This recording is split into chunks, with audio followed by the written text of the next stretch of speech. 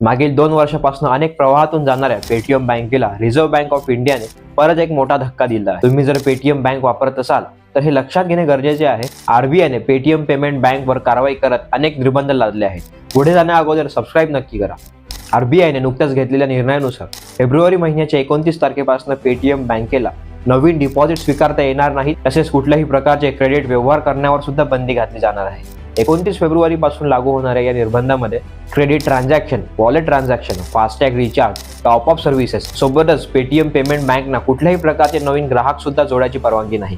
याबाबत आरबीआयने स्पष्ट निर्देश दिले आहेत। आरबीआयने कठोर कारवाई करण्याचे मुख्य कारण म्हणजे सिस्टीम ऑडिट रिपोर्ट आणि त्यानंतरच्या काही रिपोर्ट्समध्ये पेटीएम बँकेने आरबीआयच्या नियमांचे उल्लंघन केले आहे। त्यामुळे बँकिंग रेग्युलेशन ऍक्ट 1949 च्या सेक्शन 35A नुसार कारवाई करण्यात आली आहे। हे सर्व लक्षात घेता इथून पुढे कुठल्याही ऑनलाईन पेमेंट प्लॅटफॉर्म तसेच ऑनलाईन बँकेच्या वापरावर सतर्क राहणे गरजेचे आहे।